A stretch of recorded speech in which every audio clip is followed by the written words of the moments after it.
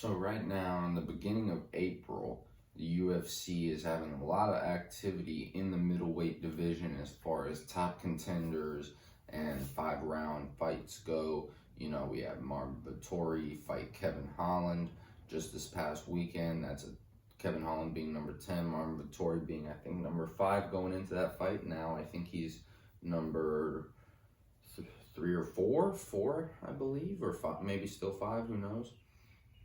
And then Whitaker and Gastelum fighting this Saturday, just a couple days from when I record this video.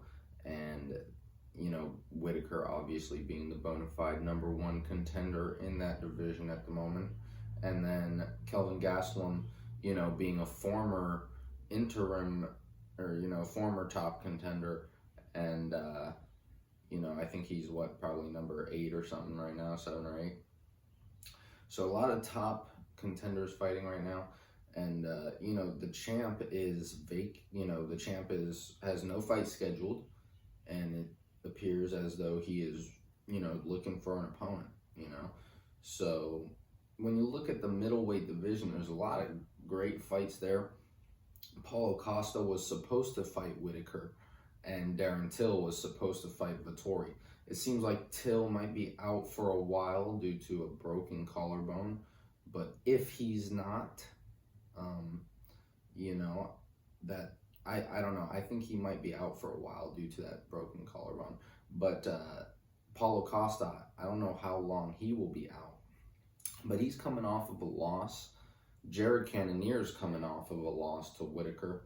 I think that'd be a great fight to make. Paulo Costa, Jared Cannonier, 2 beasts. Put that fight together. Why not? Both of them coming off a loss to a top guy and fight to keep their spot in the top 5. And then, you know, Marvin Vettori and Derek Brunson both just beat up Kevin Holland pretty much in a very similar fashion.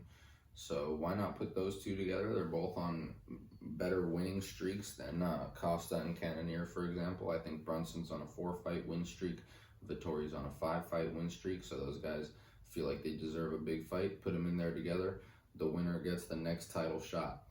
I say next because if Whitaker goes out there and beats Gastelum, there's no way that you cannot give the title shot to Whitaker. You know, losing to Adesanya and then going on to beat Darren Till, Jared Cannonier, and now Kelvin Gastelum. It's like, damn, okay, I think that's good enough. You know what I mean? So I think if Robert Whitaker wins this fight against Kelvin Gastelum, there's no way you can deny him the title shot. But if he loses, you could give it to Gastelum, especially if he wins in impressive fashion. But, you know, Gastelum's on a 1-fight win streak. Vettori and Brunson are both on longer win streaks, so that's when it becomes a little more confusing. Those two guys feel like they deserve it. Vettori had a split decision loss to Adesanya, and Vettori also beat a guy that beat Gastelum, so I beat up Hermanson.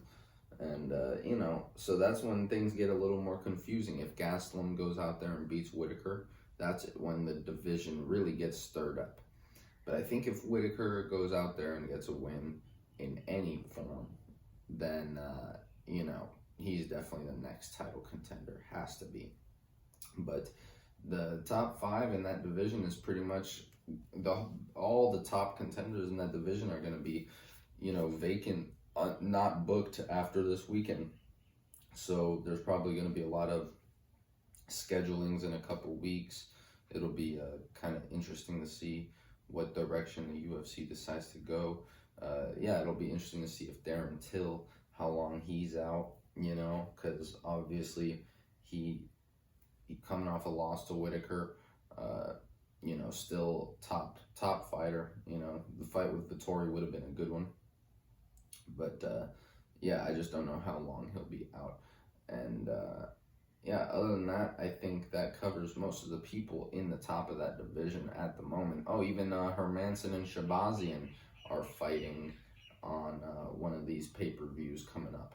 So Hermanson and Shabazian, I think those are 2 guys right around the top 10. if one of those guys wins in impressive fashion, they're right in the mix as well, you know. So yeah, that's a really cool division right now. It's going to be really interesting to see what all unfolds in the upcoming weeks. If you like this video, leave a like. You know, let me know what you think about all this, and let me know what you think about the video. And if you enjoy the video, subscribe for more like this one. Thank you for watching.